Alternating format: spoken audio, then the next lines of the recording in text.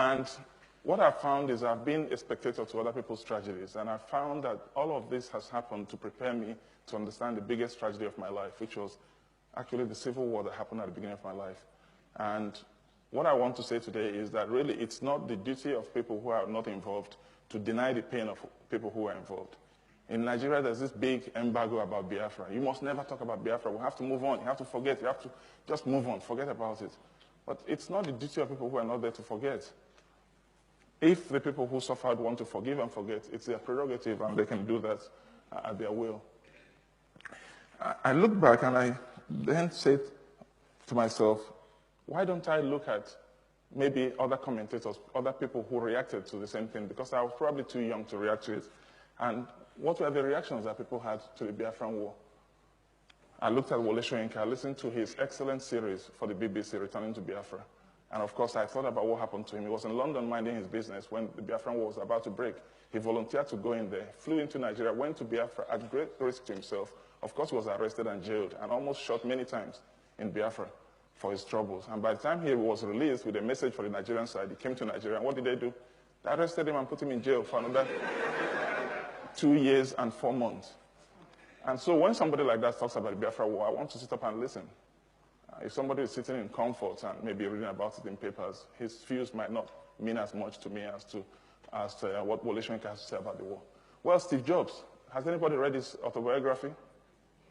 Yeah, he stopped going to church because he read about the Biafra War. He said, if Christians can do that to people, why should I worship that God? I don't agree with him, but that's his view. He felt so bad about the war.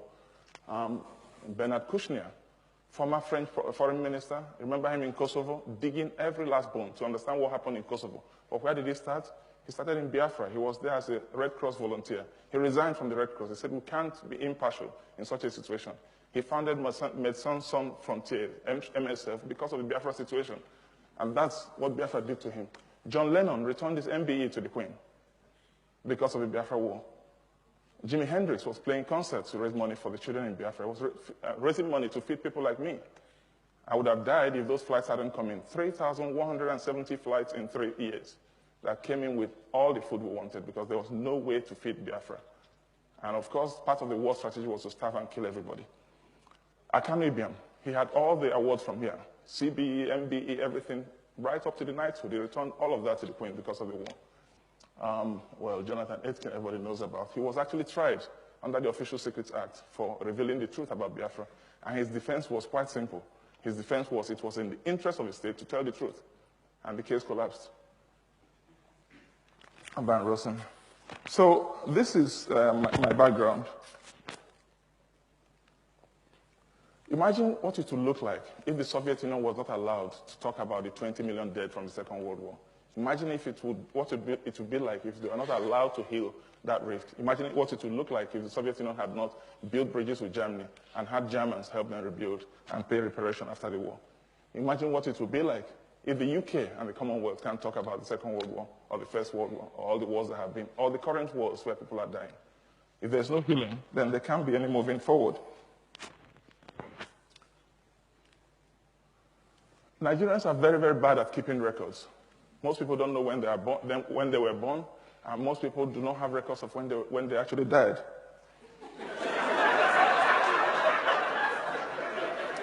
But this slide is the most serious slide of my presentation. 700 people died at 4 p.m. on the 7th of October, 1967. We have all their names. 700 people, they died looking their killers in the eye. And they had thousands of witnesses, because what had happened was the Nigerian army said they were coming into Asaba, and Asaba prepared to welcome them. And the welcoming speech was written by Obueshi Michael, Obueshi,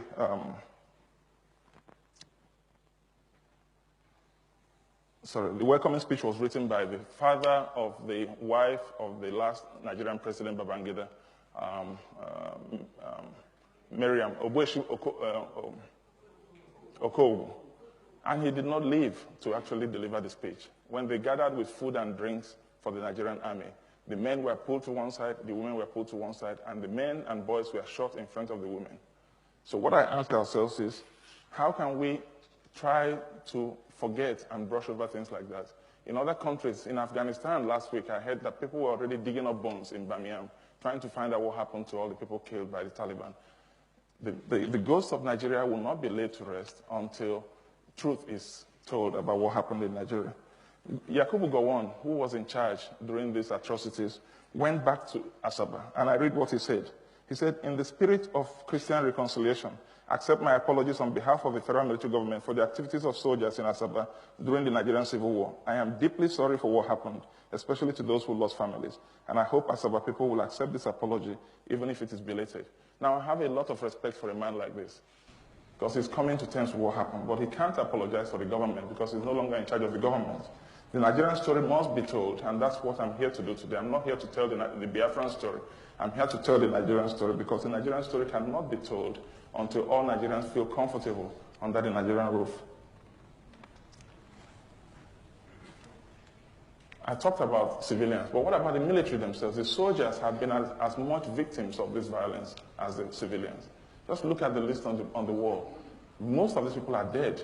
Either they took part in killing other people, they organized coups, they were killed during the coups, or they were shot after the coups. That's the terrible history of Nigerian violence against ourselves. So what I say to people is the Civil War did not end in 1970. The Civil War is still going on in Nigeria, and we have to end it. So my demand today is let us end the civil wars. Let's find the truth about what has happened in Nigeria. Why are there 6 million displaced people in Nigeria today? I heard somebody saying Abuja is building because Abuja has to accommodate all the refugees coming from all. Abuja can't accommodate all the refugees.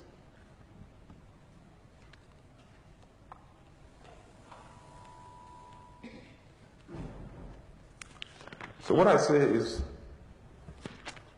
after finding out the truth about what has happened, we have to ask for forgiveness. There has to be some true remorse.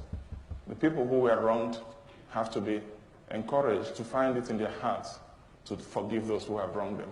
We have to find ways of building bridges. We have to find ways of rebuilding trust.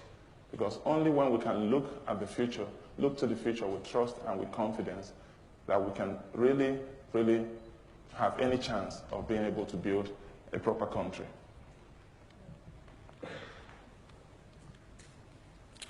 This has brought me to the end of my talk and the ultimate question, which is, how many Nigerians will it take to change a light bulb?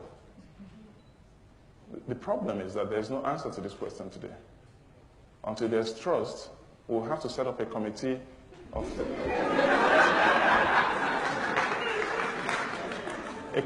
three, an Igbo man, a Hausa man, and a Yoruba man. And then the German will say, you've left us out. And then we'll set up another committee of 6. And then when we do that, we'll find out the Igbo man is not there. And the problem is, nobody trusts anybody. That's why the latest committees are made up of 600, 500 people. But it's all futile. Once we build trust amongst ourselves, once we can tell ourselves the truth, once we can rebuild the confidence, and once we can recreate that legitimacy and end the civil wars and end the killings, then we can send any Nigerian to the room to change the light bulb. Thank you.